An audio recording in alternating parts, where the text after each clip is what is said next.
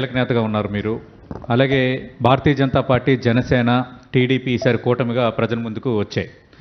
అంటే ప్రధానంగా ఆంధ్రప్రదేశ్ విభజన హామీలు, ఆంధ్రప్రదేశ్ రాష్ట్ర విభజన జరిగి పునర్వ్యవస్థీకరణ చట్టం వచ్చి ఈ ఈ సంవత్సరానికి 10 ఏళ్ళు కంప్లీట్ అయిపోతుంది.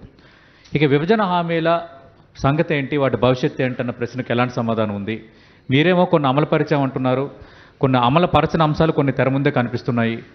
కూటమిగా స్పష్టమైన హామీ ఏమైనా ఇవ్వగలరా? భారతీయ జనతా పార్టీగా మీరు కేంద్రంలో అధికారంలో ఉన్నారు కాబట్టి, మళ్ళీ మేమే అధికారంలోకి వస్తామని ఘంటాపథంగా చెప్తున్నారు కాబట్టి, ఏపీ ప్రజలకు మీరు ఇచ్చే హామీ ఏంటి సార్? మీరు ఒకటి అబ్జర్వ్ చేయాల్సింది ఏంటంటే 2014 నుంచి 2019 వరకు అప్పుడు ఎన్డీఏ కూటమిలు ఏమేం చేశారు, ఎన్డీఏ కూటమి లేకుండా ఈ 5 సంవత్సరాల్లో ఈ రాష్ట్రం ఏ విధంగా అధోగతి పాలైంది, తర్వాత దేశం ఈ 10 సంవత్సరాల్లో ఏం డెవలప్ అయింది అనేది. నేను శ్రీనివాసరావు అన్నదానికి ఒక చిన్న ఖండన ఏంటంటే, రోడ్లు కావచ్చు, ఎయిర్పోర్ట్స్ కావచ్చు, ఏదైనా ఈ డెవలప్మెంట్ అంటే ఇన్ఫ్రా అనేది లేకపోతే, పోర్ట్లు ఇవన్నీ లేకపోతే ఇప్పుడు కాదండి, మనం వేల సంవత్సరాల నుంచి కూడా పోర్ట్లు కట్టుకున్నాం, షిప్పులు ఉన్నాయి, మరి రహదారులు, అశోకుడు చెట్లు నాటను, రహదారులు నిర్మించాడు, చెరువులు తవ్వాను.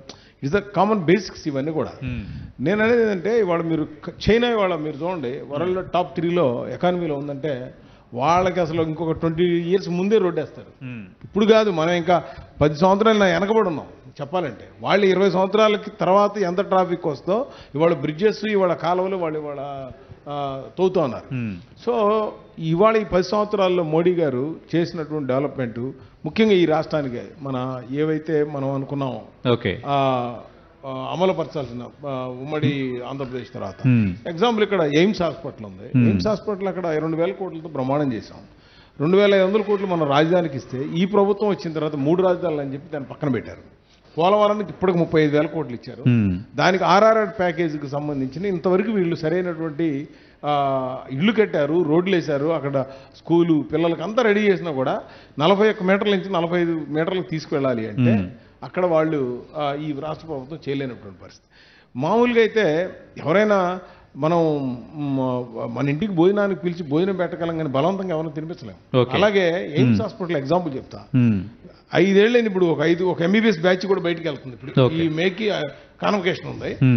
అందులో 10 కోట్ల రూపాయలు ఖర్చు పెడితే 40 లక్షల లీటర్లు నీళ్ళు ఇవ్వచ్చు కృష్ణానది నుంచి.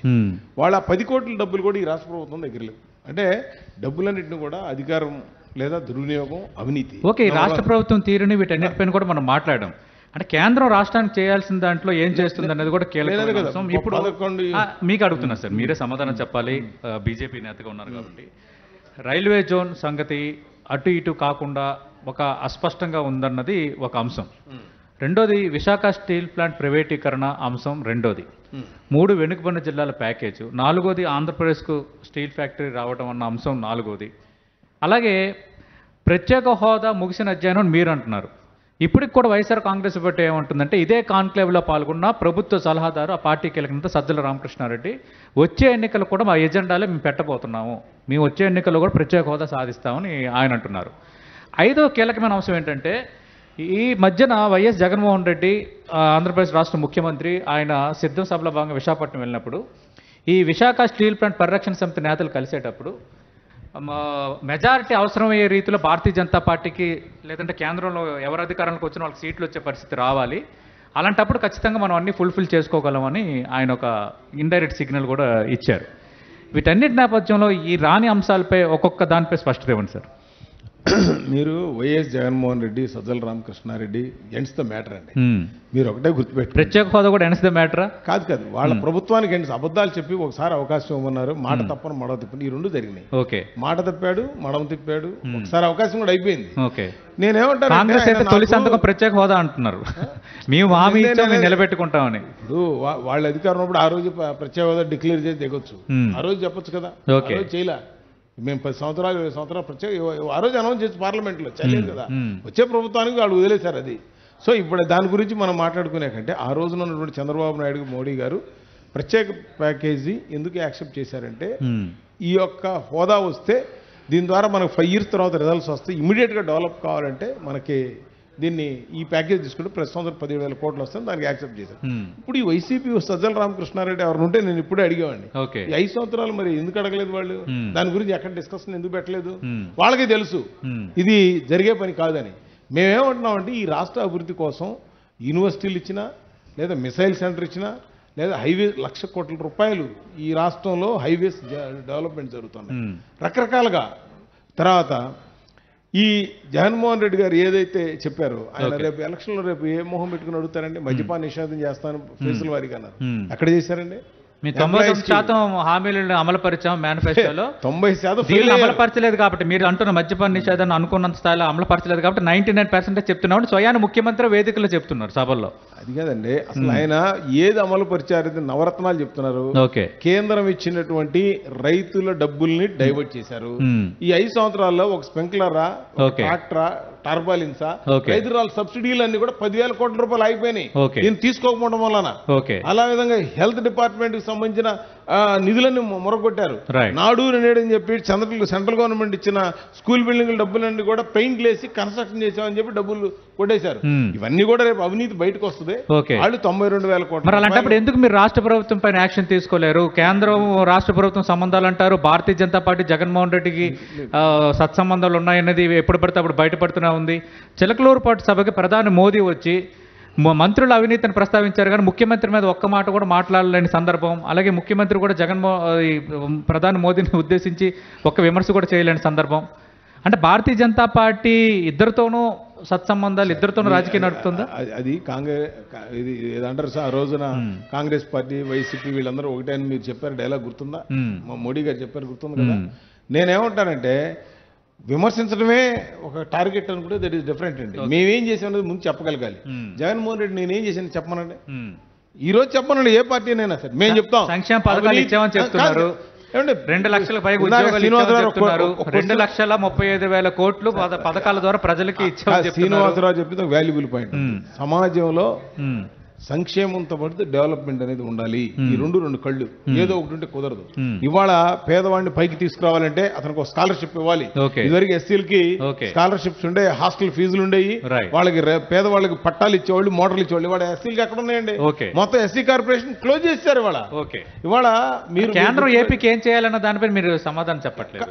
కాదు, మీరు వాళ్ళ మీద యాక్షన్ తీసుకోమంటున్నారే. డెమోక్రసీలో అలా ఉండదండి. మనం ఏదో రాత్రి మన దగ్గర పవర్ ఉంది కదా అని చెప్పి రాష్ట్రపతి పాలన, మీరు ఈ 10 సంవత్సరాలు అక్కడ రాష్ట్రపతి పాలన పెట్టడం చూసారా? విరివిగా అప్పులు చేసేస్తున్నారని మీరే చెప్తారు, ఎఫ్ఆర్బిఎం పరిమితి దాటేస్తారని మీరే చెప్తారు. అబ్జెక్షన్ ఎందుకు తయారంటే అలా చేయకూడదండి అంటారు. మళ్ళీ ప్రతి చోట కూడా మీకు ఒకటి ఉంటుందండి, ప్రతి దానికి ఒక టాలరెన్స్ అనేది ఉంటుంది.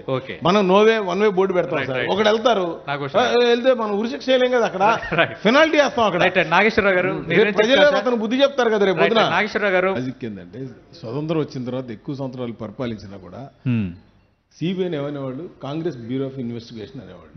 వాళ్ళు మాట్లాడే అర్హత ఎక్కడ ఉండదు. ఒకటి.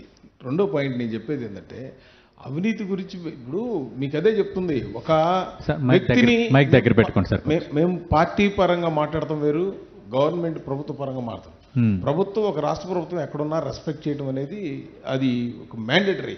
ఎవరున్నా ఒక పబ్లిక్ పర్సన్స్ అతనికి ఒక మ్యాండేటరీ ఇచ్చారు. సో ఇప్పుడు ఏమవుతుందంటే మీకు అర్థం కాదంటే ప్రభుత్వం వేరు, పార్టీ వేరు. పార్టీ పరంగా తీసుకునే మాటలు మేము మాట్లాడతాం. అతను ఏదైతే కరప్షన్ చేశాడో రేపు డెఫినెట్గా మీకు 100%. మీరు 5 సంవత్సరాలు ఉన్నారు, మీరే మీ పార్టీ వాళ్ళే ఆ రోజున జగన్మోహన్ రెడ్డి ఆరోపణలు చేశారు, జైల్లో పెట్టారు. అంటే చంద్రబాబు నాయుడు కూడా భయపడే పొత్తు కుదుర్చుకున్నారని నాగభూషణ్ గారు అడిగిన ప్రశ్న, అనుబంధ ప్రశ్న. నేను అసలు ముందు వాళ్ళు 2010 నుంచి జైల్లో ఉన్నారు. ఆయన ఎందుకు అతను శిక్ష వేయలేదు వీరు? ఇప్పుడు దాకా వాళ్ళే కదా కేంద్రం రాష్ట్రంలో ప్రభుత్వం ఉంది. మరి ఇవాళ వీళ్ళు మమ్మల్ని అడిగి అర్హత మేము ఈ ప్రభుత్వం వచ్చింది. గత 10 ఏళ్ళకి మీరు ఉన్నారు కదా. మీకు అతను మేము 10 ఏళ్ళు ఉన్నా నేను అంటుంది మమ్మల్ని వేసే ముందు వాళ్ళు వేసుకోవాలి కదా క్వశ్చన్. నేను అంటుంది వాళ్ళ ప్రభుత్వం హయాంలోనే జైలుకి వెళ్ళారు, వాళ్ళ సోనియా గాంధీని. శ్రీనివాసరావు గారు మీకు ఒకటే చెప్తానండి, కేంద్ర ప్రభుత్వం రెండు పాయింట్లు ఉన్నాయి. మనము అప్పు తెచ్చి పిల్లల్ని చదివించుకోవడం వేరు, హాస్పిటల్ డబ్బులు కడతాం వేరు. అప్పు తీసుకొచ్చి సినిమాలకి, షికారులకి, లేకపోతే తాగడానికి డబ్బులు ఖర్చు పెడతాం. ఇంట్లో ఫ్యామిలీ లాంటిదే గవర్నమెంట్ కూడా, ఇంట్లో ప్రభుత్వం కూడా. అప్పు తెచ్చిన ప్రతి రూపాయిని సంక్షేమ పథకం పేరుతో పేదలకే ఇచ్చాము.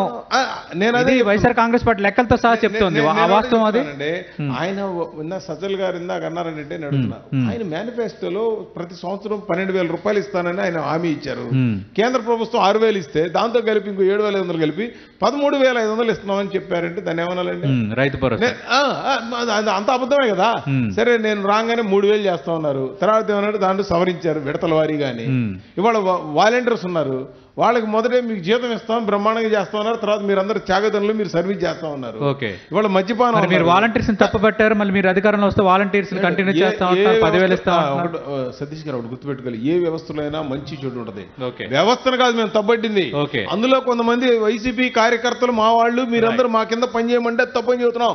మీరు వైసీపీ కార్యకర్తలు కాదు, ప్రభుత్వం డబ్బు చెల్లిస్తుంది, ప్రభుత్వం తరఫున మీరు పని చేయాలని చెప్పాం. కానీ ఇప్పుడు గవర్నమెంట్ ఎంప్లాయీస్ లో లేరా కొంతమంది ఐఏఎస్లు ఐపీఎస్లు మరి లేరా? అట్లా అనుకుంటే ఏదో ప్రభుత్వానికి కొంతమంది ఉండరు, దాన్ని మేము సమర్థించట్లా. వాలంటీర్ వ్యవస్థను ఎందుకు తప్పట్టా మేము ఏ రోజు చెప్పలేదే. వాళ్ళ చేసే పనులు కొన్ని ఉన్నాయి చూసారా, దాన్ని మేము తప్పడుతున్నాం. ఈ రాష్ట్రం యొక్క అవగాహన లేకపోతే పరిస్థితుల మీద ఆయన మాట్లాడతారు. అసలు ఫస్ట్ మీటింగ్ ఇంక ఎలక్షన్ కూడా ఇప్పుడు నామినేషన్ కూడా స్టార్ట్ కాల, ఆల్రెడీ జరిగి నెల అయిపోయింది ఆ మీటింగ్. రాజ్నాథ్ సింగ్ కూడా అదే మాట చెప్పాడు. ఇవాళ మీరు గుర్తుపెట్టుకోండి, రాజ్నాథ్ సింగ్ కూడా జగన్ పేరు రాబోతున్న మరో 2 సభల్లో ఖచ్చితంగా ఏపీకి సంబంధించి వరాలు ప్రకటిస్తారు సార్. ఇక్కడ మేము ఇక్కడ జగన్మోహన్ రెడ్డి చేసే అవినీతి పనులు అవినీతి గురించి మేము మాడుతున్నాం చెప్తే వీళ్ళు మేము ఉద్యమాలు చేసాం. ఇసుక గురించి కృష్ణానదిలోకి గోదావరికి వెళ్ళాం. ఇవాళ ఆయన చేసినటువంటి మద్యపానం గురించి మేము ఒక వీడియో తీసాం. తర్వాత ఎలక్ట్రిసిటీ ఛార్జీలు ఏ విధంగా పెంచాడు, ఏ విధంగా ట్రూ అప్ ఛార్జీలు మద్యపానం మీద ఫిర్యాదు. రెండోది పురంధరేశ్వర గారు ఫిర్యాదు చేశారు, కనీసం మాట మాత్రం గారు అది ఇక్కడ మాట్లాడడం లేదు. అంటే కొమ్మక్కగా ఆమె అధ్యక్షురాలు కంప్లైంట్ చేసింది, దాని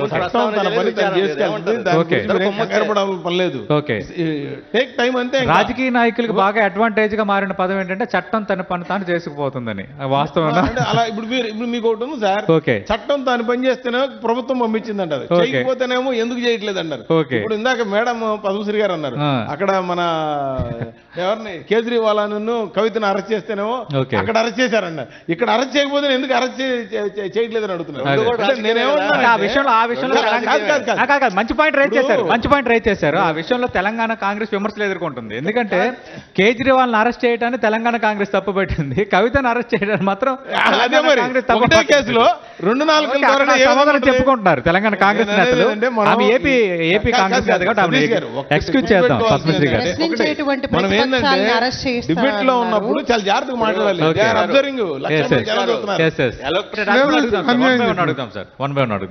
నేనేమంటున్నానంటే ప్రత్యేక హోదా మీద అప్పుడున్న ప్రభుత్వం రాష్ట్ర ప్రభుత్వం ఏదైతే ఉందో దానికి ఒక ప్యాకేజ్ ఒప్పుకొని దాని ఇష్యూని క్లోజ్ చేశారు.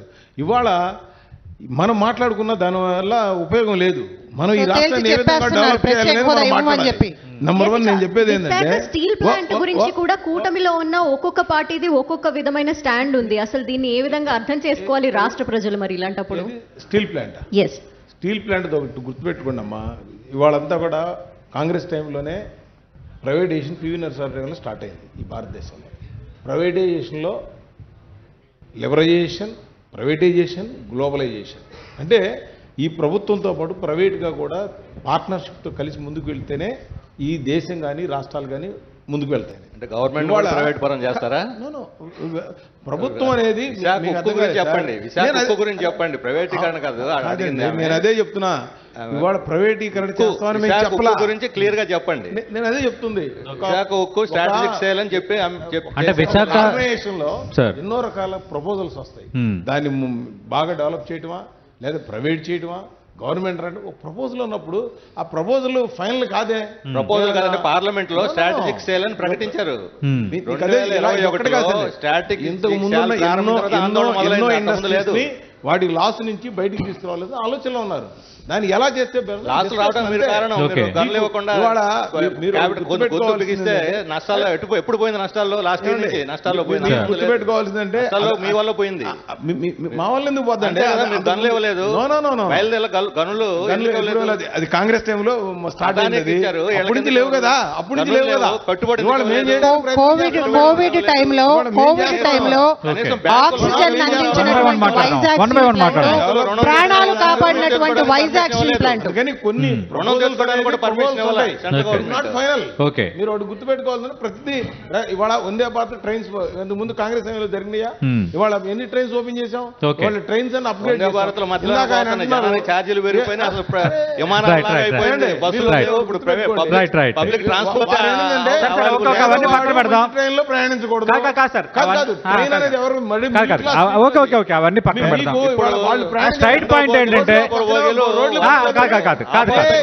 ఒక్క నిమిషం సిపిఎం వాళ్ళు ధర్నా చేస్తారు. ఒక్క నిమిషం రోడ్లు బాగా వేస్తారు, రోడ్లు ఎవరికి ఉపయోగం డబ్బు ఉన్నాడు. ఒక్క నిమిషం అనేది అవన్నీ పక్కన పెడదాం. అవన్నీ పక్కన పెడదాం. హాస్పిటల్ హాస్పిటల్కి వెళ్ళండి 10 రూపాయల ఫీజు, సార్ 40 రూపాయలు స్టీల్ ప్లాంట్ అడిగితే స్ట్రైట్ పాయింట్. కారణం ఏంటంటే స్ట్రైట్ పాయింట్ విశాఖ ప్రైవేటీకరణ అంశం అనేది ఇప్పుడు అదొక హాట్ టాపిక్. విశాఖ ఉక్కు ప్రైవేటీకరణ జరగదు అని చాలా స్పష్టంగా ఏమైనా చెప్పగలరా? ఇక అసలు మీకు అర్థం కాలేదు సార్. మీకు ప్రైవేటీకరణ చేస్తున్నాను ఎవరు చెప్పారు? మీకు మంత్రి చెప్పారు, పార్లమెంట్ లో మంత్రి చెప్పాడు. విశాఖ వచ్చి ఎవరు చెప్పకుండా ఒక్క నిమిషం సార్ మంట లేకుండానే పొగరాదు. నాగభూషణ్ గారు, మంట లేకుండా పొగరాదు. ఎక్కడ ఇలాంటి ప్రయత్నాలు జరగకుండానే ఎంత పెద్ద ఇష్యూ అయిందా? ఇంతగా మీరు వివరణ ఇచ్చుకున్నారా? మీరు 2 సంవత్సరాలు ఆందోళన చేస్తున్నప్పుడు చేయడం లేదు అని ప్రకటించవచ్చు కదా సార్. 6 సంవత్సరాల నుంచి 7 సంవత్సరాల నుంచి ఏం మాట్లాడలేదు, ఇవాళ మాట్లాడుతున్నారంటే ఆలోచించండి. నేను ఎందుకు అడుగుతున్నాను? ఆ రోజున్న రాష్ట్ర కేంద్ర ప్రభుత్వం కొన్ని నిర్ణయాలు ఆ ప్రభుత్వం ఆ రోజున్న అనుకూలాన్ని బట్టి చంద్రబాబు నాయుడు నిర్ణయం తీసుకున్నారు. తీసుకున్న తర్వాత 5 సంవత్సరాలు ఏం చేయాలో అన్ని చేశారు. ఈ 5 సంవత్సరాల్లో జగన్మోహన్ రెడ్డి ఏం చేశారంటే ఇక నదులను దోచుకోవడం, లేదా 3 రాజధానులు అని చెప్పి, లేదా ఒక్క ఇరిగేషన్ ప్రాజెక్ట్ లేకుండా రాయలసీమ ప్రాజెక్టులు పడగబెట్టి వెలుగొండ కింద పడేసి ఇవాళ విశాఖపట్నంలో దోచుకోవడం తప్పితే ల్యాండ్ మాఫియా తప్పితే ఏముందండి? నేనేమన్నానంటే ఇవాళ ప్రైవేటీకరణ చేస్తున్నాం అనే దాని గురించి కంటే మీరు మాట ప్రపోజల్ హౌ టు డెవలప్ దాన్ని ఏ విధంగా దాన్ని లాభాల్లో తీసుకురావాల ఆలోచనలో మా ప్రభుత్వం ఉన్నది తప్పితే మేము వేరే ఉద్దేశం అయితే కాదండి. ప్రపోజల్ లోనే మీరు అంతా మాట్లాడితే మేమేం చెప్తాం? ఇంకా అసలు లాభాల్లోనే ఉన్నదాన్ని లాభాల్లో చెప్పారండి. లాభాల్లో ఉన్నారు, మీరు తెలుసుకోవాలి. 3 సంవత్సరాల క్రితం లాభాల్లో ఉంది, లాభాల్లో ఉంది. క్యాప్టివ్ మైండ్స్ కేటాయించలేదు, చాలా అంశాలు ఉన్నాయి. మీరు ప్రైవేట్ లాభాల్లో ఉంది, ఆ తర్వాత నష్టాల్లో పోయింది. మీకు ఎప్పుడైనా సరే లాభాల్లో ఇవాళ మీకు ఒకటి చెప్తానండి, లాభాల్లో ఉంటే దాన్ని నష్టాలకు ఎవరైనా తీసుకొస్తున్నారు? ఎవరన్నా ఆర్గనైజేషన్ ఏం అవసరం? మూసేయడానికి అది మీ ఆలోచన. అది మీరు మేము పని చేయం. చెప్తారు ఒకటేనండి, సముద్ర తీరం ఉందండి. సముద్ర తీరం 980 కిలోమీటర్లు ఉంటే ఈ రాష్ట్రంలో మత్స్యకారులు చాలా ఇంపార్టెంట్ రోల్ ఇవాళ. మన ఎకానమీలో దరిదాపుగా 10 to 15 ఇప్పుడు 4 షిప్పింగ్ హార్బర్లు వస్తున్నాయి వైఎస్ఆర్ కాంగ్రెస్ పార్టీ హయాంలో. షిప్పింగ్ హార్బర్లు కాక వైఎస్ఆర్సీపీ ఆధ్వర్యంలో కాదండి, అది కేంద్ర ప్రభుత్వం అలాట్ చేసింది. కాన్క్లేవ్ ఈ రోజున కేంద్ర ప్రభుత్వ సంస్థలకు సంబంధించిన ల్యాండ్ అక్కడ అలాట్ చేయాల్సినటువంటి బాధ్యత మేము తీసుకున్నాం, డబ్బులు కట్టాం. దరిదాపు 2500 కోట్ల రూపాయలు మేము ఒక్కొక్క ప్రాజెక్టుకు నాబార్డు కానీ, రిజర్వ్ బ్యాంక్ కానీ, ఇండియన్ బ్యాంక్ కానీ, కేంద్ర ప్రభుత్వ సంస్థలు అన్నిటికీ డబ్బులు కట్టి ల్యాండ్ తీసుకున్నాం. కనీసం వాళ్ళు రోడ్ వేయట్లా, వాటర్ ఇవ్వట్లా.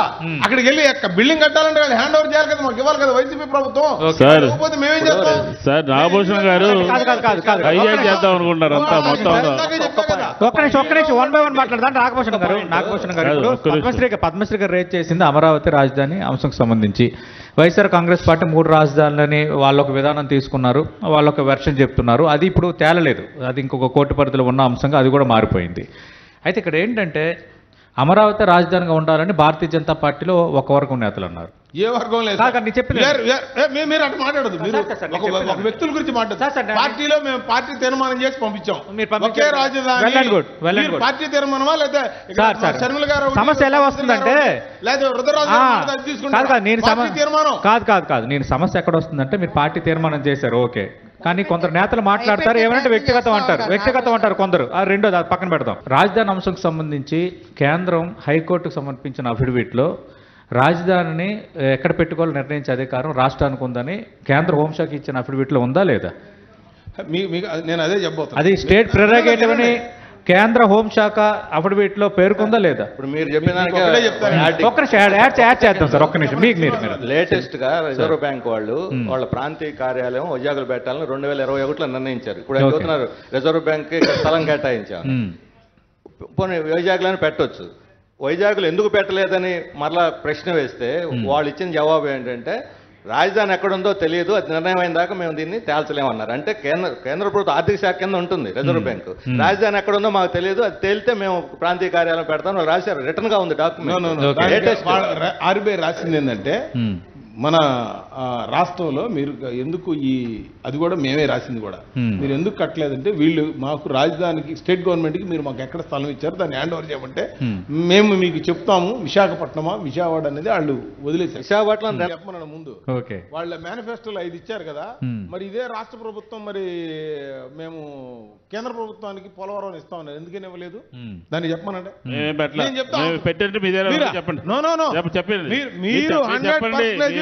మేమైతే రాష్ట్ర ప్రభుత్వం మాట్లాడడం తప్ప కాదు, కేంద్ర ప్రభుత్వానికి ఇస్తాం, కేంద్ర ప్రభుత్వం పూర్తి చేసేది ఇది జాతీయ ప్రాజెక్ట్ అని చెప్పింది మీరు. మేనిఫెస్టోలో ఏం పెట్టలేదండి, రమ్మని తీసుకురమ్మనండి. ధైర్యంగా మాది కాదు, ధైర్యంగా 99% అమలు చేస్తామని చెప్తున్నారు. కాదు మాది కాదు సార్, మాది టీడీపీ బీజేపీ మేనిఫెస్టో కాదు, మాది నెట్ లోకి వెళ్తే దొరుకుతుంది కాబట్టి ఊరికే మాట్లాడదు. రాష్ట్రానికి ఒక పుస్తకం ఏమనండి, అవన్నీ కాదు, 3 దేశానికి ఏం చేసాం, రాష్ట్రానికి అవన్నీ కాదు, అవన్నీ కాదు 3-4 తేదీల్లో సతీష్ గారు మీకు అందుకే సార్ సతీష్ గారు మేనిఫెస్టో రేపు రిలీజ్ కాబోతుంది, ఉమ్మడి మేనిఫెస్టో. నేను సతీష్ గారు ఒక్క నిమిషం ఆయన మాట్లాడదు, ఆయన్ని మేము క్వశ్చన్ చేయాలండి. ఒక్క నిమిషం మీరు ఆన్సర్ చెప్పాలి, అంతే మీరే క్వశ్చన్ లేస్తే ఎట్లా? ఒక నిమిషం ఉండండి నాగభూషణ్ గారు, ఒక నిమిషం ఉండండి. ఎక్కడ దాకా వద్దు, 2014 మేనిఫెస్టో తెప్పిస్తాను నేను ఇప్పుడే. 2014 మేనిఫెస్టో 3 పార్టీలు కలిసి ఇచ్చాయి ఆంధ్రప్రదేశ్ ప్రజలకి, తెలుగుదేశము, జనసేన, భారతీయ జనతా పార్టీ. ఎన్ని అమలు చేశారు 14 నుంచి 19 వరకు అనేది చర్చ పెట్టండి. మేము ఏదో లేకుండా ఊరిన మాట్లాడతారు. ముఖ్యమంత్రి కూడా ప్రతి బహిరంగ సభలో మాట్లాడుతున్నారు. ఎక్కడ రెడీ? ముఖ్యమంత్రి కూడా ప్రతి బహిరంగ సభలో రోజు చూపిస్తా ఉన్నారు, చదువుతా ఉన్నారు, చెప్తా ఉన్నారు, చదువుతా ఉన్నారు. నేను అదే అడుగుతున్నా, సిద్ధం సభలో చూపించారు కదా, చర్చలు ముగించే ముందు మహిళలు ఇవాళ రోడ్ల మీదకి వచ్చి చర్చలు ముగించే ముందు నాగభూషణ్ గారు ఒక్క నిమిషం సార్, నాగభూషణ్ గారు మేమేం చెప్పబోతున్నాం చెప్తున్నాను. నాగభూషణ్ గారు ఈ రాష్ట్రానికి ఎన్డీఏ మేము ఎలక్షన్ ఎలా అడగబోతున్నాం చెప్తున్నాను సార్. కరోనా టైంలో ప్రపంచ వ్యాప్తంగా అందరూ డబ్బులు వసూలు చేస్తే మేము ఫ్రీగా 140 కోట్ల జనాభాకి మేము ఫ్రీగా కరోనా వేసాం. కాదు కదా ఒక్క నిమిషం మీరు ఇందాక ఒక మాట అన్నారు, ఉమ్మడి మేనిఫెస్టో వస్తుంది కదా ఎందుకు మేము ఏదో ఒకటి ప్రకటిస్తామని అన్నారు. కరెక్ట్గా 4 రోజుల కిందట మీ పార్టీ రాష్ట్ర అధ్యక్షురాలు పురంధరేశ్వరి ఉమ్మడి మేనిఫెస్టో కూటమి మేనిఫెస్టో ముగ్గురిది కలిపి అని అడిగితే భారతీయ జనతా పార్టీ మేనిఫెస్టో ఢిల్లీలో ప్రకటించేసాము, ఆ కూటమి మేనిఫెస్టోకి మాకు సంబంధం లేదని అన్నారు. వాట్ ఇట్ మీన్స్ కాదండి, మరి ఉమ్మడి మేనిఫెస్టో ఉంటుందా? సూపర్ 10 ఉంటుంది, వాళ్ళ super 6 super 10 sir. Bharatiya Janata party national party, భారతదేశానికి మొత్తం సంబంధించినటువంటి ఒక మేనిఫెస్టో ఉంటుంది. ఏ స్టేట్ కి ఆ స్టేట్, ఇప్పుడు మాకు సపోజ్ నవీన్ పట్నాయక్ ఉన్నారు, అక్కడ మేము కలిసి ఉన్నాం, ఆ స్టేట్ కి సంబంధించిన అక్కడ సపరేట్ ఉంటుంది. ఇక్కడ ఈ స్టేట్ కి సంబంధించినటువంటి ఏవైతే మేము ప్రాజెక్టులు ఇప్పుడు పోలవరం మేము రాగానే పూర్తి చేస్తాం, రాజధాని